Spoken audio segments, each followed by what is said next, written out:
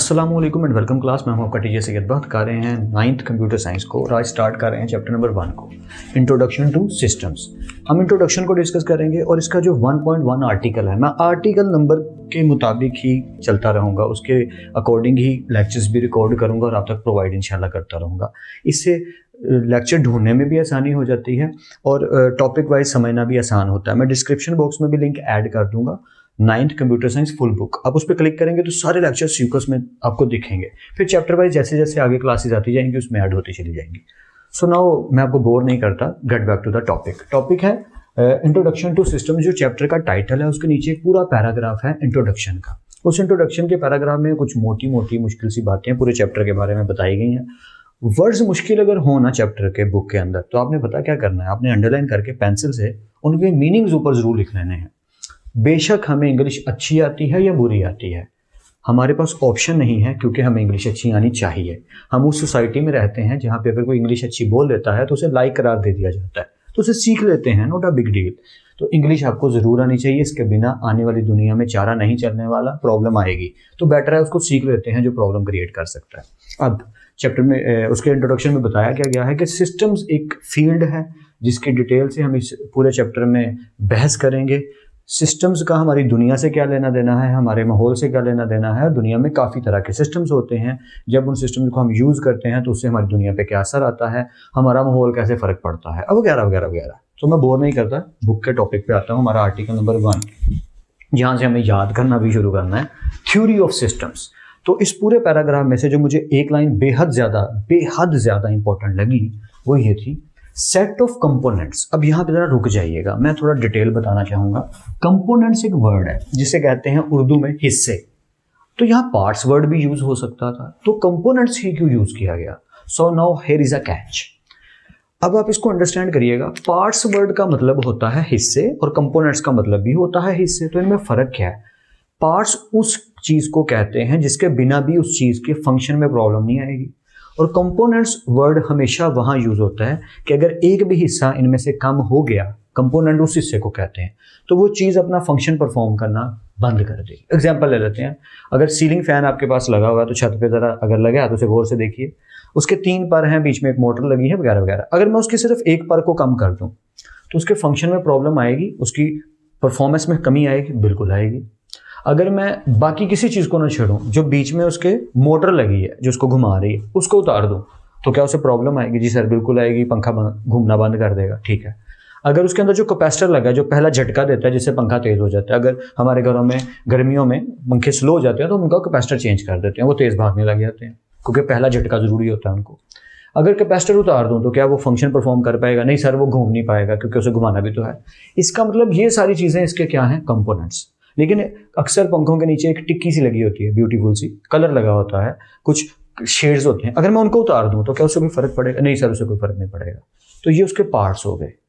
Parts उन चीज़ों को कहेंगे जिनसे उनके फंक्शन में प्रॉब्लम ना आए। लेकिन components word is a specific word, एक ऐसा वर्ड जो बताता है कि वो हिस्से जिनसे वो पूरी चीज़ मिल के चल रही है, और अगर एक भी कम कर दोगे तो वो अपना जो फंक्शन है वो परफॉर्म करना बंद कर देगी। जैसे गाड़ी के 4 टायर, एक टायर कम कर दो तो गाड़ी वैसे नहीं चल पाएगी, तो वो भी कंपोनेंट कहलाएगा। Okay, get back to the topic. तो सेट ऑफ कंपोनेंट्स, सिस्टम क्या होता है? सेट ऑफ कंपोनेंट्स होता है दैट आर कोऑर्डिनेटेड, यानी वो आपस में राब्ता करते हैं, मिल के चलते हैं। That are coordinated to perform a designated function. या ये बड़ी प्यारी लाइन थी यार, दैट आर कोऑर्डिनेटेड क्या करने के लिए? To perform a designated function. वो किसी एक काम को करने के लिए डेजिग्नेट किए गए हैं, वहाँ मुख्तस किए गए हैं, लेकिन वो सारे मिल के चल रहे हैं उस काम को करने के लिए। एग्जाम्पल तो बहुत सारी हैं दुनिया में, लेकिन मैं एक छोटी सी आसान सी एग्जाम्पल देकर समझाता हूँ। ज़रा गौर करो तो एक तंदूर की एग्जाम्पल ले लेते हैं। तंदूर पे क्या होता है, एक आदमी पेड़े बना रहा है, उसने पहले एक आटा गूंद के रखा हुआ, किसी एक पर्सन ने, यहाँ साथ साथ आटा गूंदा जा रहा है, ऐसे समझ लीजिए। आटे एक पेड़े बनाने में लगा है, वो पेड़े बना बना के आगे दे जा रहा है। दूसरा उसकी चपातियाँ जो होती हैं आटे की वो बनाने की कोशिश कर रहा है। तीसरे वाला पर्सन उनको पकड़ के एक पोर्च के ऊपर रख के तंदूर में लगाई जा रहा है और जो जो पकती जा रही है उसे बाहर निकाले जा रहा है। 5th पर्सन उन रोटियों को इकट्ठा करके कस्टमर को दे जा रहा है और हिसाब देखे जा रहा है। ये सारे मिल के एक तो अपना अपना काम कर रहे हैं सारे। जो पेड़े बना रहा है वो आगे जो उसको गोल चपाती बनाता है उसको नहीं छेड़ रहा, अपना काम कर रहा है, आटा गूंदने की तरफ नहीं जा रहा, पैसे पकड़ने की तरफ नहीं आ रहा। हाँ, अगर वो मौजूद ना हो तो कई दफ़ा वो आ जाता है, लेकिन अभी के लिए हम एक प्रोसेस की बात कर रहे हैं, तो वो सीक्वेंस चल रहा है। आप बात को समझ पा रहे हैं, इससे स्पीड बढ़ गई है, काम जल्दी हो पा रहा है। क्या एक ही बंदा वो सारे काम नहीं कर सकता? कर सकता है, लेकिन फिर 2 कस्टमर ही हैंडल होंगे उतनी देर में जितनी देर में 20 कस्टमर हैंडल हो सकते हैं। तो हम एक प्रोसेस की बात कर रहे हैं। तो हर पर्सन एक कंपोनेंट है जो अपना अपना काम कर रहा है, जैसे ही उसका काम कंप्लीट होता है अगला उस काम को पकड़ लेता है, और ये एक प्रोसेस चल रहा है। अब इस प्रोसेस को हम इस तरीके से समझ रहे हैं कि set of components that are coordinated, वो मिलके आपस में कोऑर्डिनेट कर रहे हैं कि तुम करोगे तो मैं आगे करूंगा, जल्दी कर भाई जल्दी कर, होता है ना ये, तो कोऑर्डिनेशन चल रही है कि तुम ये करो फिर मैं ये करता हूँ। कोऑर्डिनेटेड टू परफॉर्म क्या कर रहे हैं वो? डेजिग्नेटेड फंक्शन, डेजिग्नेटेड टास्क पूरा कर रहे हैं। रोटी लगाने को कहा क्या, जल्दी लगा के दो, तो वो मिलके कर रहे हैं। मैं एक छोटी सी यहाँ पे एग्जांपल दूंगा।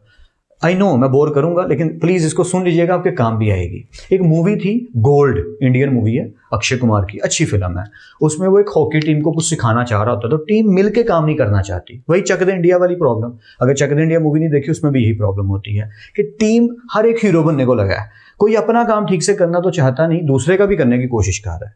तो ऐसा भी होता है। तो वो टीम बनाने के लिए अक्षय कुमार कोच होता है, तो एक बहुत अच्छा ट्रिक खेलता है। वो एक जगह ईंटें रख देता है और कहता है ये सारी ईंटें उस तरफ रखो। अब वो 12, 14, 15 खिलाड़ी जो हैं वो सारी ईंटें उठा के उधर रखना शुरू कर देते हैं। वो थक जाते हैं। वो कहता है अब इधर रखनी, अब उठा के वापस इधर रखो। वो फिर से उठा के यहाँ वापस रखते हैं। अब वो फिर थक जाते हैं। वो कहते हैं फिर से वापस रखो। अब कोच है, उसकी बात माननी पड़ेगी। वो काफी दिनों से ट्रेनिंग कर रहा होता है, लेकिन लड़के समझ ही नहीं पा रहे, जो उसके प्लेयर्स हैं उन्हें नहीं समझ आ रही, वो मिलके नहीं खेल रहे, एज ए टीम परफॉर्म नहीं कर रहे।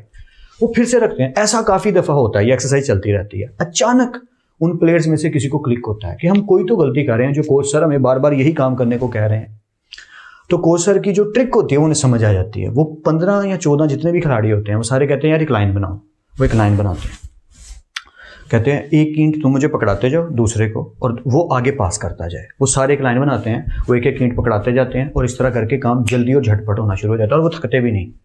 तो उन्हें समझ आती है कि ओहो, ये सिखाना चाह रहे थे वो हमें कि जो काम मिल के हो सकता है वो बेटर वे में जल्दी हो सकता है, वो अकेले हो ही नहीं सकता, इसीलिए तो मिल के कर रहे हैं। यहाँ पे भी वही बात हो रही है कि कंपोनेंट्स मिल के जो काम डेजिग्नेट उन्हें किया गया है वो कोऑर्डिनेशन से मिल के अच्छा किया जा सकता है, परफॉर्म किया जा सकता है। तो सिस्टम की डेफिनेशन आई थिंक समझ आ गई होगी कि सिस्टम को बनाने का मकसद ही ये है कि कॉम्प्लिकेटेड काम को आसान करके टुकड़ों में कर दिया जाए, और सारे टुकड़े ठीक से काम करेंगे तो वो काम अच्छे से होगा। अगर आप कभी घर बनता देखें तो जो मसाला बना रहा है मिस्त्री को पहुंचाने के लिए, मैं रियल लाइफ एग्जांपल इसलिए देता हूँ आपको जल्दी समझ आ जाएगी, वो जितना सही बनाएगा उसमें कंकर रोड़ियां जितनी कम होंगी, मिस्त्री को प्लस्तर करते हुए उतनी ही कम प्रॉब्लम्स आएंगी।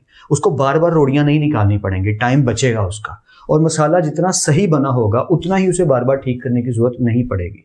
मसाला बना के जो पहुंचाने वाला है वो जितना एक्टिव होगा, जितनी जल्दी पहुंचाएगा मिस्त्री, उतना काम अच्छे से जल्दी कर सकेगा। अब आई थिंक आप बात को पकड़ पा रहे हैं कि ये सीक्वेंस में काम होता है, स्टेप वाइज। ओके, अब इसमें एक लाइन और थी जो स्टार्टिंग पे लिखी है। बुक प्लीज सामने रखिएगा, अच्छे से पढ़नी जरूरी है। अगर आपके पास अवेलेबल नहीं है फिजिकल वे में तो पीडीएफ जरूर डाउनलोड कर लीजिएगा, लेकिन बुक प्लीज सामने रख के जरूर पढ़िएगा। ओके, सो इस एक लाइन और इंपॉर्टेंट थी, इज यूजफुल टू एक्सप्लेन। जो सिस्टम होता है वो एक्सप्लेन क्या चीजें करता है, यह समझिएगा दो तरह से, both the external and internal reality. अब ये लाइन क्या थी, इसका क्या मतलब हुआ? सिस्टम दो वे में अपना काम दिखाता है, एक इंटरनली जो तो उसने करना ही है, और एक एक्सटर्नली। अब इसका क्या मतलब हुआ? तो फिर से मैं तंदूर की एग्जांपल पे जाऊंगा, आप समझिएगा इस बात को।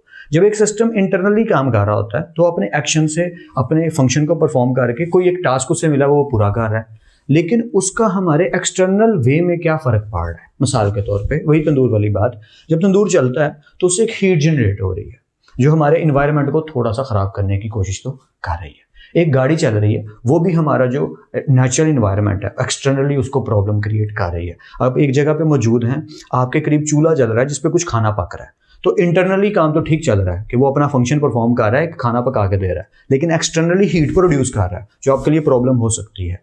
इसकी एग्जांपल इस तरीके से भी समझ सकते हैं कि आपके घर का जो रेफ्रिजरेटर है, कोशिश करें कि वो आपके चूल्हे से थोड़ा ज़्यादा दूर रहे, तो उसकी परफॉर्मेंस अच्छी हो जाएगी। वो बिजली का बिल भी कम लेगा, उसका जो कंप्रेसर है वो जल्दी ऑन नहीं होगा, क्योंकि उसको अपने एक्सटर्नली एक अच्छा इन्वायरमेंट दे दिया जिस वजह से वो इंटरनली अच्छा काम कर पा रहा है। तो आई थिंक आपको थोड़ा सा समझ आ गया मैं क्या कहना चाहता हूँ कि कई दफ़ा एक्सटर्नल सपोर्ट इंटरनल वर्क को तेज़ कर देती है, उसमें फ़ायदा पहुँचना शुरू हो जाता है, आसानी हो जाती है उस काम को करने के लिए। आई थिंक थोड़ा बहुत समझ ज़रूर आ गया होगा। ओके, उसके बाद एग्जाम्पल में जो आपकी बुक में एग्जाम्पल है वो है कंपोनेंट्स ऑफ कार की, और बिल्कुल सही एग्जाम्पल है। अगर आप एक कार व्हीकल को देखें तो उसमें इंजन है, उसके व्हील्स लगे हैं, उसका एक सस्पेंशन सिस्टम चल रहा है, उसमें कूलिंग यूनिट एक चल रहा है, उसमें बेतहाशा यूनिट्स इकट्ठे किए गए हैं। आई लव कार्स, और मैं यूट्यूब पे बेतहाशा वीडियोस देखता रहता हूँ मैन्युफैक्चरिंग की, उनके स्ट्रक्चर्स की, उनकी रिपेयरिंग की। आप भी देखा कीजिए, इससे काफ़ी नॉलेज आता है और ब्रेन तेज़ होता है। बैक टू टॉपिक, तो कंपोनेंट्स को अगर आप देखें तो ये बात बड़ी पते की लिखी हुई है, मैं ज़रा पढ़ देता हूँ, बुक में ही है। Every part plays a unique task, her part अपना काम कर रहा है। सीट क्या काम कर रही है? आपको सपोर्ट दे रही है बैठने के लिए, उसके ऊपर जो आपने कोशिश करवाई है ब्यूटी के लिए और कंफर्ट के लिए भी, दोनों के लिए काम कर रही है, बिल्कुल ठीक है। टायर्स क्या काम कर रहे हैं? अगर हवा ठीक से है तो वो गाड़ी के जितनी भी बॉडी स्ट्रक्चर है उसको सपोर्ट कर रहे हैं। एक्सल क्या काम कर रहा है कि गाड़ी को झटका नहीं लगने दे रहा और दोनों टायर्स को उसने संभाल के रखा हुआ है। इंजन क्या काम कर रहा है? उसको खींचने का काम कर रहा है, और इंजन के अंदर बेतहाशा पार्ट्स हैं। तो every part plays a unique task, हर एक पार्ट अपना काम यूनिक काम कर रहा है। बट कलेक्टिवली, लेकिन अगर हम उन्हें इकट्ठा करें, दे आर रिस्पॉन्सिबल, तो वो एक जिम्मेदारी निभा रहे हैं क्या करने की? For making the car move, या वो सिर्फ एक काम करने के लिए सारे कर रहे हैं काम कि आपको वो गाड़ी जो है वो एक जगह से दूसरी जगह ट्रैवल करवाना चाह रहे हैं, मूव करवाना चाह रहे हैं। That's it, that is a simple task what they want to do. लेकिन वो मिलके कितना अच्छा काम कर रहे हैं, कितनी अच्छी परफॉर्मेंस कर रहे हैं कि आपको अगर सर्दी है तो आगे अंदर से हीट मिल जाती है, अगर गर्मियां हैं तो कई दफ़ा एयर कंडीशनर की हेल्प मिल जाती है, अगर बारिश हो रही है तो आप भीगने से बच गए। There are so many benefits, और आप कंफर्टली एक जगह बैठे और दूसरी जगह आप पहुंच गए with the help of that vehicle. या ओके, उसके बाद ये जब 1.1 सेक्शन जहाँ खत्म होता है आपका आर्टिकल, उसके नीचे एक छोटा सा पैराग्राफ है, छोटा नहीं काफ़ी लेंथी है, लेकिन मैं उसको छोटा ही कंसीडर कर रहा हूँ क्योंकि वो मुझे इतना खासा इंपॉर्टेंट लगा नहीं, और मे बी उन्होंने उसको आर्टिकल नंबर भी इसीलिए नहीं दिया। उसमें जो बात कही जा रही वो थोड़ी इंपॉर्टेंट है। वो क्या है? सिस्टम थ्योरी उसका टाइटल है। तो मैंने इसको क्वेश्चन बना दिया कि सिस्टम थ्योरी होती क्या है, व्हाट इज सिस्टम थ्योरी। तो एक दो लाइनें मुझे अपने माइंड में बनती दिख रही थी, वही मैंने बुक में देख के यहाँ लिख दी। मैं बुक से बाहर नहीं लिखना चाहता था तो मैंने बुक से देख के लिखा। रिलेटेड टू लिविंग ऑर्गेनिज्म, एक बात तो पक्की है कि हम जो सिस्टम जो भी बनाते हैं उसका इंसानियत से क्या ताल्लुक है और वो इंसानियत पर क्या असर करेगी, ये ज़रूरी है। लेकिन जो ये फील्ड है, सिस्टम थ्योरी एक फील्ड है, वो ये कहना चाहते हैं। दुनिया में काफ़ी फील्ड्स हैं, मेडिकल एक फील्ड है, फार्मास्यूटिकल एक फील्ड्स है, अकाउंटिंग एक फील्ड है, फाइनेंस एक फील्ड है, कंस्ट्रक्शन एक फील्ड। इस वैसे ही सिस्टम थ्योरी एक फील्ड है जो किससे रिलेटेड है? जो कॉम्प्लिकेटेड सिस्टम, दुनिया के जितने भी कॉम्प्लिकेटेड सिस्टम हैं उनका हमारे लिविंग ऑर्गेनिज्म से क्या रिलेशन बनता है। और वो लिविंग ऑर्गेनिज्म मतलब ह्यूमंस, जानवर सारे के सारे, पौधे, ये सब लिविंग ऑर्गेनिजम्स हैं। बायोलॉजी में, जनरल साइंस में तो सबने पढ़ा ही हुआ। तो लिविंग ऑर्गेनिजम्स के ऊपर दुनिया के जितने सिस्टम्स हैं उनका क्या असर होता है, उससे हम ये इंसान या लिविंग ऑर्गेनिज्म मिल के कैसे काम को चला सकते हैं, इन सब की स्टडी को कहते हैं सिस्टम थ्योरी। आई थिंक थोड़ा सा आइडिया हो गया होगा सिस्टम थ्योरी क्या है। लिविंग ऑर्गेनिजम्स के साथ दुनिया के सिस्टम का मिलके चलना। और मैंने यहाँ लिख दिया टू कॉम्प्लिकेटेड स्ट्रक्चर। अब इसका क्या मतलब है? ह्यूमन से ज़्यादा कॉम्प्लिकेटेड स्ट्रक्चर तो दुनिया में कोई नहीं। ये डॉक्टर से कोई पूछो जाके, अब डॉक्टर से पूछिए, डॉक्टर जाकिर नाइक एक बड़ी कमाल की बात करते हैं कि दुनिया की सबसे बेहतरीन मशीन इंसान है। Human body is a machine in terms of medical field. तो ये सबसे कॉम्प्लिकेटेड मशीन मानी जाती है। कॉम्प्लिकेटेड स्ट्रक्चर, दुनिया का सबसे कॉम्प्लिकेटेड स्ट्रक्चर यही है, ह्यूमन बॉडी। तो ये बात हमें पता होनी चाहिए। ओके, तो अब एक बात बड़ी अच्छी लिख दी उसने कि सिस्टम थ्योरी ने एक और बात की, ह्यूमन बॉडी के अलावा, लिविंग ऑर्गेनिजम्स के अलावा, कि हम अगर कोई भी सिस्टम बनाते हैं तो उसकी दो ही टाइप्स हो सकती हैं, या तो वो कॉम्प्लिकेटेड होगा या वो सिंपल होगा। तो सिंपल भी हो सकता है और कॉम्प्लिकेटेड भी हो सकता है। जैसे मैं एक सिंपल सी एग्जांपल देता हूं। सिंपल सी एग्जांपल इस तरीके से समझ लेते हैं कि आपने कोई भी मशीन बनाई है आर्टिफिशियल इंटेलिजेंस की हेल्प से या कंप्यूटर की टेक्नोलॉजी से, जो हीट बहुत ज़्यादा जनरेट कर रही है। तो उसको समझना बहुत सिंपल है कि ये ह्यूमंस की जो हमारा ओजोन लेयर ख़राब हो रही है, हमारा ग्रीन वैली ख़राब हो रही है, हमारा जो इन्वायरमेंट है वो ख़राब हो रहा है, उसके लिए ठीक नहीं है। तो ये सिंपल हो गया ना। लेकिन हम एक ऐसा सॉफ्टवेयर या ऐसी मशीन बना रहे हैं जो इतनी ज़्यादा हीट तो जनरेट नहीं कर रही, लेकिन जिसकी वजह से कोई और प्रॉब्लम आ रही है। हम उसको समझना चाहते हैं कि वो प्रॉब्लम क्या आ रही है। अब उसको रिसर्च करना पड़ेगा। या आप इस तरीके से समझ लीजिए कि अल्ट्रावायलेट रेज के बारे में आपको नॉलेज होगा कि आपका फ़ोन भी यूज़ करता है वगैरह वगैरह। आपकी कोई मशीन है जो अल्ट्रावायलेट रेज या इस तरह की कोई नई वेव्स यूज़ कर रही है, जिससे हमारे जो माहौल के अंदर हमारी फसलें उग रही हैं या कुछ इस तरह का हो रहा है, उनकी जो ट्रैवलेंस है एयर की, उसमें प्रॉब्लम आ रही है। अब ये पॉसिबल नहीं है, लेकिन मैं एग्जांपल दे रहा हूँ कि आप इस तरीके से समझ लो कि कोई ऐसा काम हो रहा है जो पहले नहीं हो चुका, तो हम उसे कॉम्प्लिकेटेड में गिन सकते हैं कि यार ये कैसे हो रहा है, ये कैसे हो सकता है। मूवीज में अक्सर ऐसा ही होता है कि कोई ऐसी प्रॉब्लम आती है जिसको समझ ही नहीं पा रहे कि यार ये हो कैसे सकता है, लेकिन वो हो रहा है। उसी को तो समझने के लिए हम ये सारा कुछ कर रहे हैं। तो हमारे जो सिस्टम थ्योरी वाले हैं वो ये कहते हैं कि जितनी चीज़ें लिविंग ऑर्गेनिज्म से रिलेटेड दुनिया में हो रही हैं, जितने सिस्टम बन रहे हैं जो इंसानों के साथ, नेचर के साथ, कुदरत के साथ, पौधों के साथ, जानवरों के साथ ताल्लुक़ रखती हैं मशीनें, उनके क्या असरात आ रहे हैं हम पे, ये जानना बहुत ज़रूरी है। जैसे recently Los Angeles city America के अंदर आग लग गई। अब काफ़ी लोग उसको काफ़ी अजम्पशंस के साथ समझ रहे हैं, लेकिन जितने इन्वायरमेंटल लोग हैं, जितने स्टडीज़ करने वाले लोग हैं, उन्होंने बताया था कि ऐसा पॉसिबल है क्योंकि इन्वायरमेंट इतना ख़राब होता जा रहा है, पोल्यूशन इतना ज़्यादा बढ़ गया है, या ये कहना ठीक होगा कि हीट वेव्स इतनी ज़्यादा बढ़ गई हैं कि आग लगना वहाँ कॉमन था। और अब इसको निगलेक्ट नहीं किया जा सकता। स्टडी यही बता रही है कि इसमें कहीं ना कहीं इन्वायरमेंट का ताल्लुक है। तो बात समझ आ गई होगी कि हम जो पढ़ रहे हैं उसका भी ताल्लुक वही है कि थ्योरी क्या कहलाती है, सिस्टम थ्योरी, कि हम जो भी मशीन बना रहे हैं या जो भी सिस्टम बना रहे हैं, जरूरी नहीं मशीन, जो भी सिस्टम बना रहे हैं उसके माहौल पे क्या असरात होंगे, ह्यूमंस के साथ, जानवरों के साथ, दरख्तों के साथ। जैसे आप एक कोई पर्सन आके कि जंगल काट के इसकी जगह पे हम एक शॉपिंग मॉल बना देते हैं, सिटी के बिल्कुल साथ लगता है, लेकिन आप जंगल जब काटेंगे तो कितने दरख्त कटने लगे हैं, उससे कितनी बारिश होती थी, उससे हवा कितनी खुशगवार होती थी, वो सारी चीज़ों पे उससे असर आने वाला है। तो इसलिए इसको सिस्टम थ्योरी कहा जाता है। आई थिंक सो आपको कुछ ना कुछ समझ आ गई होगी। And sorry, literally sorry for boring you. मिलते हैं नेक्स्ट क्लास में, तब तक अपना और अपने घर वालों का बहुत ख्याल रखिएगा। खुद आप सबको बेहद खुश रखे और बहुत कामयाब करे। खूब मेहनत करते रहिए लेकिन स्मार्ट वर्क के साथ। अल्लाह हाफिज़ क्लास।